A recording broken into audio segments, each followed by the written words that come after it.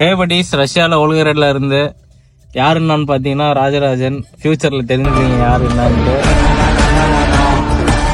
கூட இருக்கிறது channel owner ஹஜா Alauddin இருக்காரு.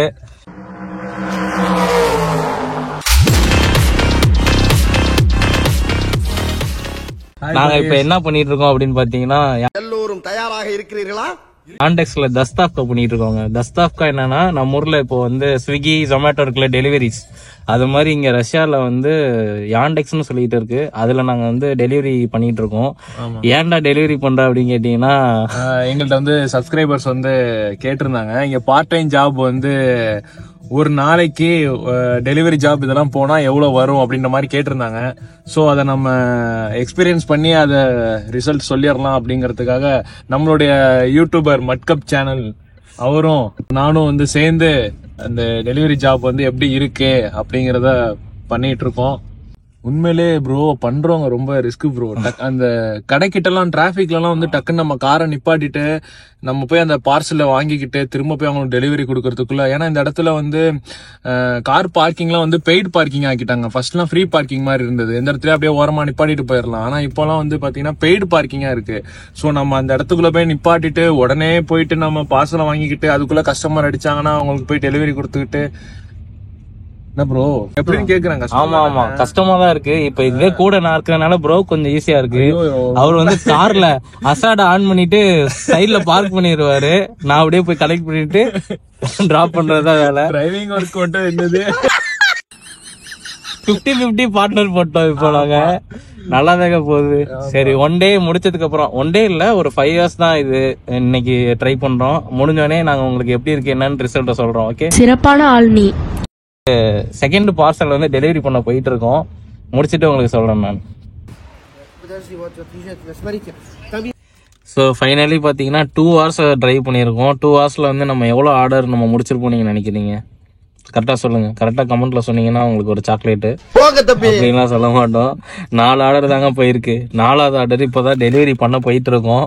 இதுக்கு ஆக்சுவலி ஒரு சீக்ரெட் கோடு வருது. அந்த கோடை சொன்னாதான் அந்த ரெஸ்டாரண்ட்ல இருந்து நமக்கு பார்சலே தராங்க. நீங்க சாப்பிட்டீங்கன்னா என்ன பண்றாங்க? சரி அப்படின்ட்டு வாங்கிட்டு இப்பதான் போயிட்டு இருக்கோம். பாத்தீங்கன்னா இப்போ கொஞ்சம் டிராபிக் கம்மி ஆயிடுச்சு. 7:40 ஆகுது time right no. So 9 o'clock வரைக்கும் இன்னைக்கு ஓட்டலான்னு இருக்கோம். 9 o'clock முடிச்சுட்டு உங்களுக்கு எப்படி எவ்வளோ ஏர்ன் பண்ணியிருக்கோம், அது வந்து எத்தனை ஆர்டர் கம்ப்ளீட் பண்ணியிருக்கோம் அப்படிங்கறத நாங்கள் உங்களுக்கு அப்டேட் பண்றோம். ஏன்னா ஃபர்ஸ்ட் ஆர்டர் போனதுக்கு மட்டும்தான் அமௌண்ட் கிரெடிட் ஆச்சு அக்கௌண்ட்டுக்கு. அதுக்கப்புறம் ஆர்டர்லாம் சும்மா போயிட்டு இருக்கோமா என்னன்னே தெரியல. எங்களுக்கே சர்ப்ரைஸா இருக்கு. ஃபர்ஸ்ட் டைம்னால எங்களுக்கு தெரியலங்க. ஆனா இதுல ஒரு கஷ்டமான விஷயம் என்னன்னா, நாங்க வந்து கார் இருக்கிறதுனால எங்களுக்கு ஈஸியா போயிடுதுங்க. அவர் ஓட்டுறாரு, நான் கூட அசிஸ்டன்ட் மாதிரி உட்காந்து போறேன்.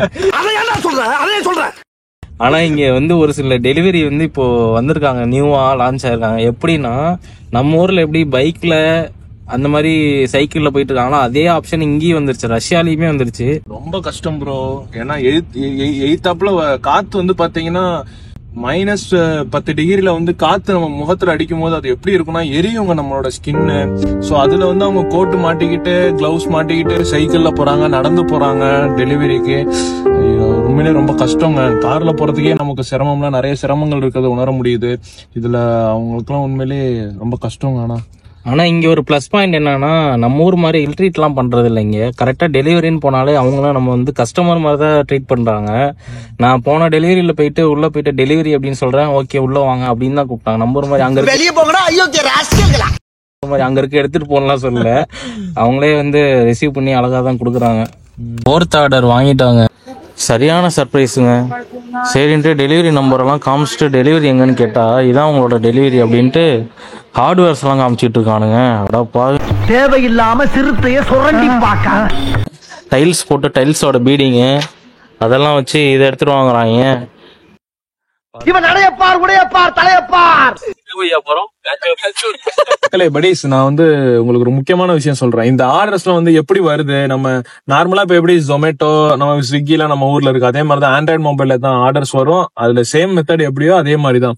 பட் ஆனா இங்க இதுல எப்படி அவங்க வச்சிருக்காங்கன்னா சிஸ்டம், நமக்கு ஆர்டர் ரிசீவ் ஆகுதுங்களா, நம்ம ஆர்டர் ரிசீவ் பண்ணிட்டு ஆர்டர் ரிசீவ் பண்ணும்போது அதுல என்ன காட்டுதுன்னா அட்ரஸ் காட்டுது. அது என்ன அட்ரஸ் பாத்தீங்கன்னா, அது வந்து என்ன ஷாப், மகாசின் மீன்ஸ் வந்து பாத்தீங்கன்னா ஷாப்ஸ், ரெஸ்டாரண்ட்ஸ், இந்த மாதிரி நமக்கு என்ன அட்ரஸோ அது காட்டுதுங்க. போறோம், போயிட்டு திங்ஸ் வாங்குறோம், வாங்கிட்டு நான் வாங்கிட்டேன் பிக்கப்னு சொல்லிட்டு ஒரு ஆப்ஷன் கேக்குது.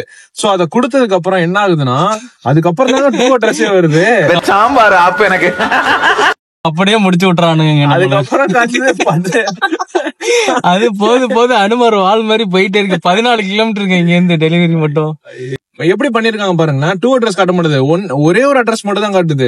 ஏன்னா மேபி டூ அட்ரஸ் காட்டுனுச்சுன்னா இதனால வந்து என்ன ஆகும்னா, அவன் வந்துட்டு டூ அட்ரஸ் இவ்வளவு தூரம் இருக்கு, சோ நம்ம இங்க போக வேண்டாம் அப்படின்னு சொல்லிட்டு ஒரு வேளை கேன்சல் பண்ணிட்டு கூட போயிடலாம் இந்த டெலிவரி பண்றவங்க. சோ அதனால டூ அட்ரஸ் காட்ட மாட்டுது. பார்த்த வரைக்கும் அது எப்படி இருக்குன்னா, தஸ்தப்கா பண்ணும்போது பொறுமை ரொம்ப அவசியங்க. ஒண்ணு, ரெண்டாவது லாங்குவேஜ் தெரிஞ்சிருக்கணுங்க, இல்லைன்னா மிகப்பெரிய ப்ராப்ளம்ங்க. இங்க இன்னைக்கு எவ்வளவு நம்ம ஏர்ன் பண்ணிருக்கோம் காட்டுறேன், தெரியுதுங்களா? 1222 ரூபாங்க. மொத்தம் 5 ட்ரிப்ஸுங்க. 5 ட்ரிப்ஸ் மீன்ஸ் 5 ஆர்டர்ஸ். 5 ஆர்டர் முடிச்சிருக்கோம். 3 மணி நேரத்துல 1200 ரூபாய் சம்பாரிச்சிருக்கோம். 6 ஹவர்ஸ் 9 ஹவர்ஸ் அப்படி போட்டு பார்த்தோம்னா 2500 ரூபா, ஒரு 3700 ரூபா கிட்ட வருங்க. ஆனா மினிமம் வந்து 9 ஹவர்ஸ் வண்டி ஓட்டுற மாதிரி இருக்குங்க. ஸோ இதே மாதிரி இன்னொரு நாள் ஃபுல் டே vlog பண்ணி நாங்கள் உங்களுக்கு காட்டுறோம், எங்களோட எக்ஸ்பீரியன்ஸை ஷேர் பண்றோம். ஜஸ்ட் 3 ஹவர்ஸ் தான் வந்து ஒர்க் பண்ணிருக்கோம். ஸோ 3 ஹவர்ஸ்ல வந்து 1200 ரூபாய் ஏர்ன் பண்ணிருக்கோம்.